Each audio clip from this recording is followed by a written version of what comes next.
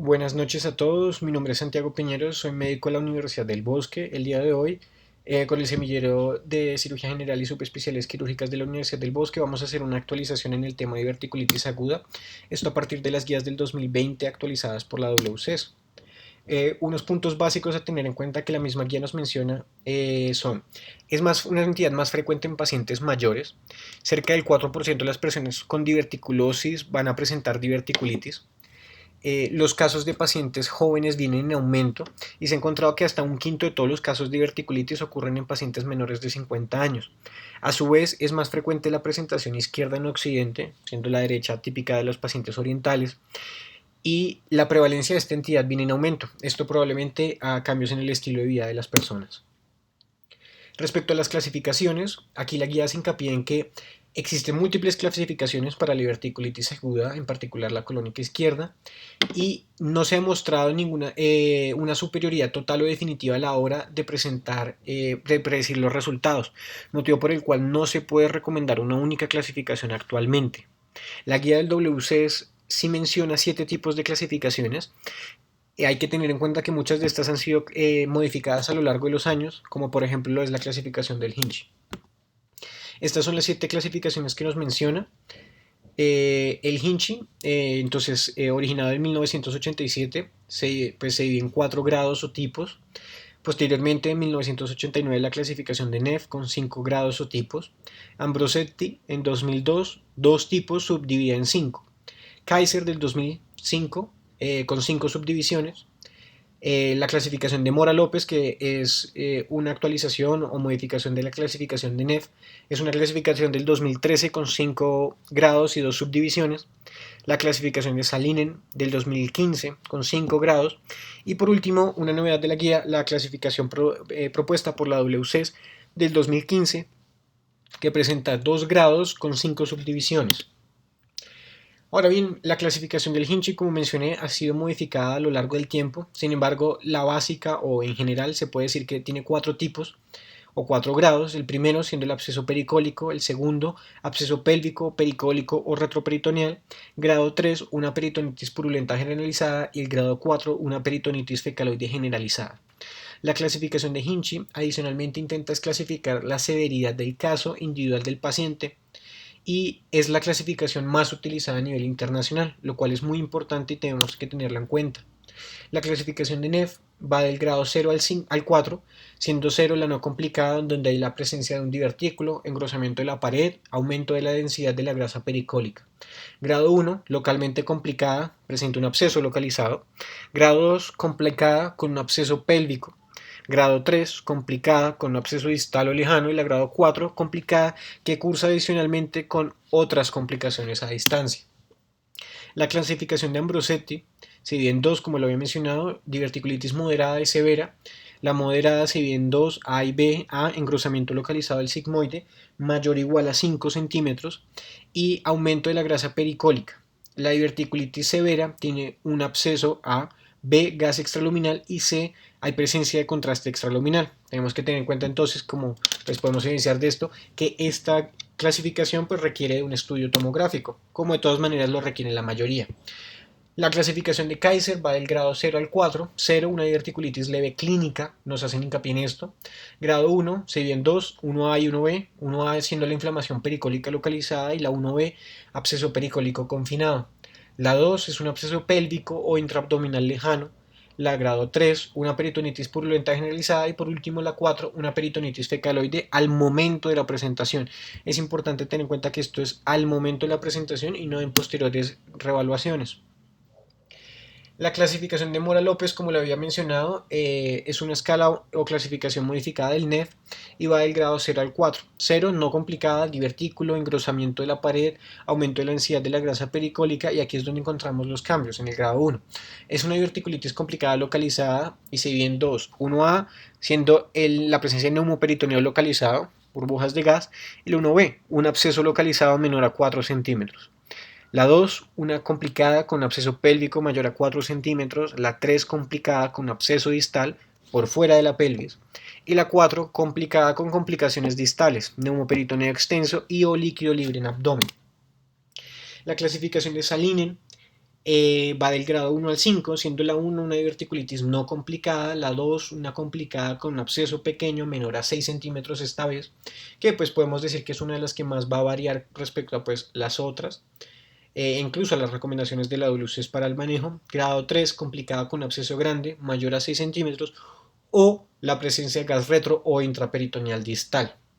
Grado 4, una peritonitis generalizada sin disfunción orgánica. Y la 5, una peritonitis generalizada, pero esta vez con una disfunción orgánica. La novedad de esta vez de la guía actualizada de la WCS 2020 es la clasificación del 2015, en donde tenemos la no complicada, donde hay un grado 0, no complicada, divertículo, engrosamiento de la pared, aumento de la ansiedad de la grasa pericólica, similar a muchas de las otras clasificaciones que observamos. Mientras que la complicada se ven varias. Está la 1A, donde hay presencia de burbujas pericólicas o escaso líquido libre sin absceso, y esto tiene que estar localizado a menos de 5 centímetros de donde se encuentra el divertículo. 1B, un absceso de menos de 4 centímetros. 2A, un absceso mayor a 4 centímetros. 2B, la presencia de gas distal esta vez a más de 5 centímetros de distancia. 3, líquido difuso sin gas libre distal. Y en cambio la 4 sería aquella que presenta líquido difuso con gas libre distal.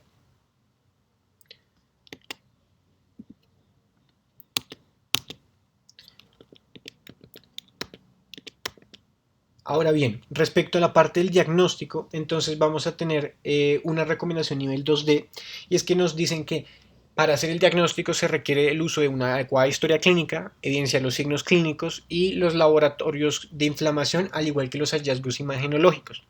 La Meris et al. En 2010 hicieron un estudio en el cual intentaron buscar los tres signos o hallazgos clínicos y paraclínicos más frecuentes, que serían una PCR mayor a 50 o positiva, la presencia de dolor a la palpación en el cuadrante inferior izquierdo del abdomen y la presencia de fiebre. Y encontraron que cerca del 40 y menos del 47% de los pacientes presentaban estos tres datos al momento de la presentación. Motivo por el cual se hace hincapié en que se debe buscar muy bien todos los marcadores y las imágenes para poder hacer el diagnóstico, porque se podría incurrir en un error diagnóstico. A su vez, no se recomienda el diagnóstico clínico. Una cosa en la que hace énfasis la guía es respecto a la PCR y su uso. Entonces nos menciona que Cachajes et al. Realizaron un estudio en el cual miraron pues, los distintos niveles o valores de la PCR en los distintos pacientes con diverticulitis aguda, complicada, no complicada, severa o moderada, pues distintos tipos de clasificaciones, y encontraron que los pacientes que presentaban una PCR mayor a 170 presentaban un predictor de diverticulitis aguda severa, esto con una sensibilidad del 87.5% y una especificidad de hasta el 91.1%.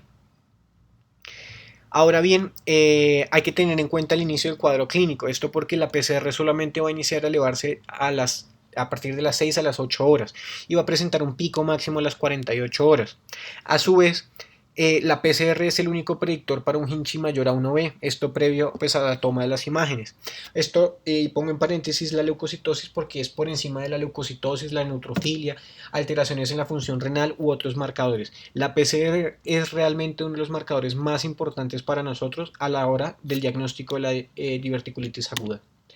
Respecto a la parte de las imágenes diagnósticas, nos dan dos recomendaciones, ambas con niveles de evidencia 2B. En primer lugar, nos indican que se recomienda el uso de la tomografía contrastada en pacientes con sospecha de diverticulitis colónica aguda izquierda. Pero también nos mencionan que si se dispone de un ecografista experto, sí se recomienda su uso, dado su amplia disponibilidad. Sin embargo, nos mencionan que con resultados no conclusivos o negativos sí se debería realizar una tomografía confirmatoria. Por último, no recomiendan el uso de la resonancia magnética aún por su escasa disponibilidad en los servicios de urgencias. A su vez, y pues es muy interesante que nos den los datos de esta comparación en términos de sensibilidad y especificidad. La ecografía tiene una sensibilidad y especificidad del 90% aproximadamente. Sin embargo, evidentemente esto va a variar pues bastante de centro a centro porque pues es operador dependiente, mientras que la tomografía es del 95 y del 96% respectivamente, y por esto al día de hoy sigue siendo el gold standard para el diagnóstico de la diverticulitis aguda. Respecto al uso de los antibióticos, la guía se explaya abundantemente y pues con justa causa porque ha sido uno de los temas más debatidos de la diverticulitis aguda, en particular de la no complicada. Incluso nos dan una recomendación con nivel de evidencia 1A, nos indican que en pacientes inmunocompetentes con diverticulitis aguda no complicada y que no tengan signos de inflamación sistémica no se recomienda el uso de antibióticos. Chabot et al. En 2012 compararon 314 con 309 pacientes con y sin antibióticos respectivamente y encontraron que no hubo una disminución en la recurrencia de complicaciones ni en la disminución de la prevalencia o recuperación más rápida en los pacientes con manejo antibiótico. Y a su vez, el Diablo Trial menciona que no hubo una diferencia significativa entre los pacientes tratados con y sin antibiótico, en este caso en particular, en los pacientes con diverticulitis aguda no complicada. Y lo que sí se ha encontrado pues es que de todas maneras esto va a reducir los costos y pues la resistencia a los antimicrobianos. Sin embargo, nos mencionan con un nivel de evidencia 1B que en pacientes que requieran de terapia antibiótica se recomienda el uso de antibióticos orales en caso de ser posible. De lo contrario, se recomienda el paso de estos a estos lo antes posible. Esto pues porque evidentemente va a reducir el tiempo de estancia hospitalaria y pues eso va a reducir las complicaciones que la estancia prolongada conlleva. Adicionalmente, el panel de expertos recomienda un cubrimiento para bacilos gram negativos y anaerobios en pacientes con signos de respuesta sistémica o que presenten alto riesgo, como cuáles, como los pacientes que son trasplantados, los inmunocomprometidos o los pacientes que presentan múltiples comorbilidades. Por último, con un nivel de evidencia 1B, nos indican que se recomienda que la escogencia para el uso de los antibióticos empíricos se base en la condición 1, clínica del paciente, 2, en los posibles gérmenes involucrados y 3, en los patrones de resistencia. A su vez, con otro nivel de evidencia, pero esta vez 2B, nos indican que se recomienda el uso de antibiótico por 4 días posteriores a los procedimientos quirúrgicos realizados en episodios de diverticulitis colónica aguda izquierda. Esto si el control de la fuente fue el adecuado. Porque evidentemente si no fue el adecuado, pues el paciente va a requerir de un manejo antibiótico mucho más prolongado. Esto a su vez la guía lo sustenta con el Stop It Trial, en el cual se demostró que el tratamiento de 4 días no era inferior a aquellos que pues se prolongaba durante más tiempo. Entonces pues teniendo en cuenta la resistencia, los efectos adversos, al igual que los costos, pues es algo pues que tenemos que tener en cuenta.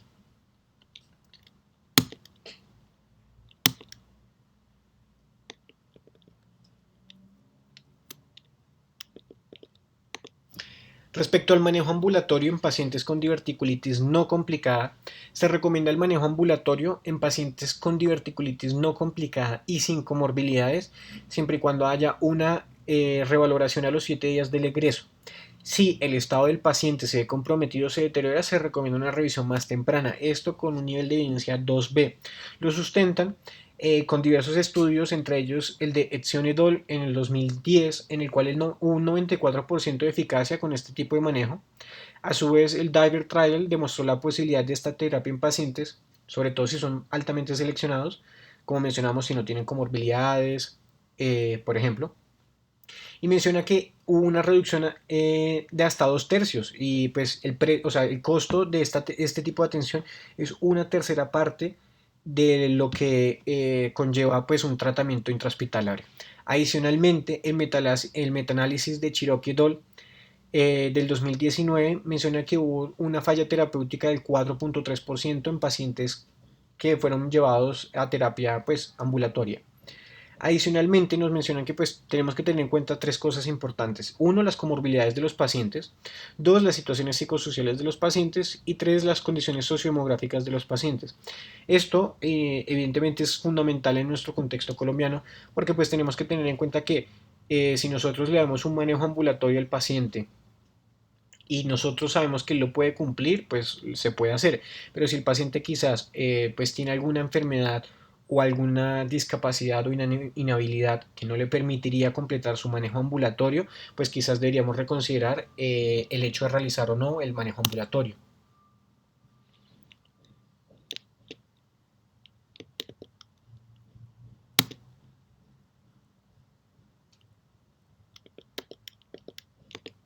Ahora bien, para el manejo de los pacientes con gas pericólico nos dan un nivel de evidencia 2C. En pacientes con diverticulitis aguda y gas pericólico se recomienda el manejo no operatorio con antibióticos.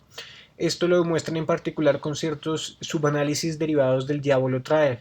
en el cual el manejo no operatorio es factible. Uno de estos utilizó a 109 pacientes, unos manejados de forma quirúrgica, otros de manera no quirúrgica, unos con antibiótico y otros sin manejo antibiótico. Y encontraron que hubo un 8% de los pacientes con un manejo no operatorio que presentó una falla terapéutica, lo que nos indica que en cierta medida y si seleccionamos adecuadamente a los pacientes, sí se podría utilizar este tipo de manejo. Sin embargo, pues no se dan otras recomendaciones porque de todas maneras todavía hace falta algo de evidencia en esto. Ahora bien, para el manejo de los abscesos, un cambio respecto a guías anteriores es que se especifica muy bien los diámetros de los abscesos. Entonces, para el manejo de los abscesos pequeños, es decir, de menos de 4 a 5 centímetros, se recomienda la prueba del manejo antibiótico exclusivo. Esto con un nivel de evidencia 2C. Sin embargo, la guía nos hace hincapié en que no existen estudios aleatorizados de importancia en la temática del manejo de abscesos secundarios a procesos diverticulares agudos y nos mencionan que pues la recomendación se basa principalmente en estudios observacionales. Sin embargo, en la guía nos mencionan el estudio de El Agili et al. Del 2015, un estudio retrospectivo que sin embargo pues se queda corto porque utilizaron un punto de corte de 3 centímetros. Ahora bien, en pacientes con abscesos mayores de 4 a 5 centímetros se recomienda el uso de drenaje percutáneo si la localización anatómica lo permite.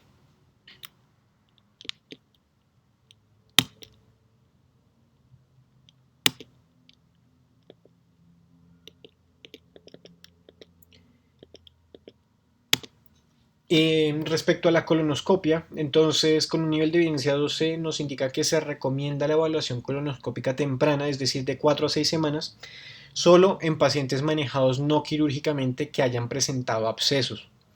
Y por otro lado, con un nivel de evidencia superior, 2B, nos indican que no se recomienda de forma rutinaria la evaluación colonoscópica en pacientes con diverticulitis aguda no complicada tratados de forma no operatoria. Lo demuestran principalmente con la revisión sistemática del 2014 de Vries et al., en el cual encontraron que había una prevalencia del 1.16% para cáncer colorectal y en otras cortes es incluso menor, motivo por el cual lo que nosotros deberíamos hacer es buscar los factores de riesgo para cáncer colorectal y según estos definir si el paciente sí requiere o no requiere de una evaluación colonoscópica. Ahora bien, respecto al manejo no operatorio del gas distal, esta vez sin líquido libre, se recomienda el manejo no operatorio de los pacientes con hallazgos tomográficos de gas distal sin líquido libre. Esto con un nivel de evidencia 2D. Ahora bien, lo sustentan con los estudios de Darmarayan, el cual menciona que es factible el manejo no quirúrgico de esta condición. Sin embargo, un estudio posterior de Salines de Dol menciona que sí es factible, pero en determinados pacientes y con condiciones particulares, y connotan que se debería tener en cuenta, 1, la estabilidad hemodinámica, y 2, que los pacientes presenten gas pericólico extraluminal o una escasa cantidad de gas intraperitoneal sin signos de peritonitis aguda o presencia de líquido libre en fosa de Douglas. Pues esto es bastante importante cuando pues vayamos a decidir qué tipo de manejo le vamos a dar a estos pacientes.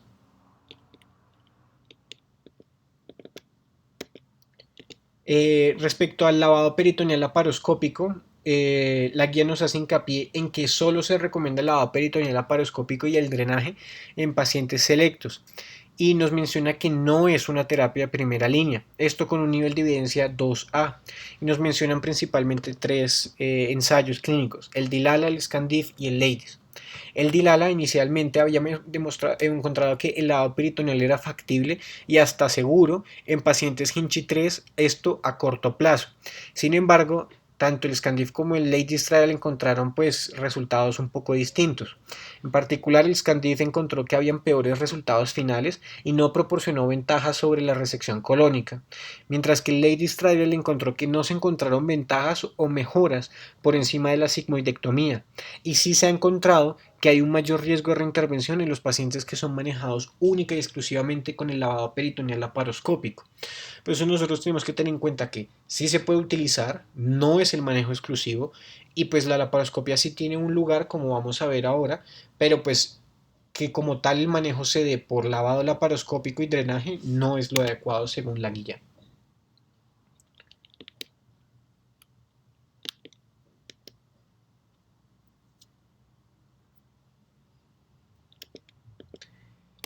Entonces, deberíamos hacer una anastomosis primaria o un procedimiento de Hartmann. Con un nivel de evidencia 2B, la guía nos plantea que en pacientes críticamente enfermos con peritonitis difusa y en pacientes con múltiples comorbilidades se recomienda realizar el procedimiento de Hartmann. En pacientes clínicamente estables y sin comorbilidades se recomienda el manejo de anastomosis primaria con osinostomía de protección. Esto principalmente lo demuestran o lo sustentan con el Liberty Trial, que encontró que había una mayor reversión estomal en la anastomosis primaria, lo cual pues representaba una ventaja para los pacientes. Overcloffer et al. En 2012 encontró que la anastomosis primaria presenta menos complicaciones y una mayor tasa de reversión. El Ladies Trial, que encontró que la anastomosis primaria presenta mejores resultados, siempre y cuando, y esto es muy importante, sea en pacientes entre los 18 y los 85 años, 1, 2, que estén hemodinámicamente estables y 3, que sean inmunocompetentes. Adicionalmente, Halim et al. En 2019 encontraron que había menor mortalidad en los pacientes que eran llevados a anastomosis primaria. Sin embargo, aquí debemos tener en cuenta una cosa, y es que, como la misma guía nos menciona, el Hartmann se destina a los pacientes críticamente inestables o pues el paciente que en general está en un estado crítico. Entonces, pues esto también se asocia a que pues, hayan encontrado una mayor mortalidad en esos pacientes. Ahora bien, deberíamos realizar una vía laparoscópica o una vía abierta. En pacientes con peritonitis generalizada secundaria a una perforación por diverticulitis, solo se recomienda la vía laparoscópica si se tienen dos cosas. Uno, las habilidades o la pericia, y dos, los recursos disponibles. Esto, sin embargo, con un nivel de evidencia 2C, y la misma guía nos menciona que hay una escasa evidencia, que esto tiene que ser en pacientes seleccionados y que muchas veces donde se ha realizado así y que pues se ha demostrado la ventaja de la laparoscopia, en particular en este ámbito, ha sido con pacientes también muy seleccionados o en centros muy especializados. Pues lo cual nos pone en duda pues las ventajas de esto. Entonces, en principal podríamos decir que si el cirujano tiene la experticia, pues sí se debería hacer, pero si no, pues el manejo abierto es el adecuado. Por otra parte, respecto al manejo por control de daños y las múltiples laparotomías, con un nivel de evidencia 12 nos menciona que se recomienda el manejo por cirugía de control de daños con múltiples laparotomías en pacientes inestables con peritonitis generalizada y que sean pacientes seleccionados. Esto lo sustentan principalmente con dos cosas. Son et al. En 2016 encontraron que no hubo diferencia en la morbilidad entre el manejo convencional y el manejo por control de daños.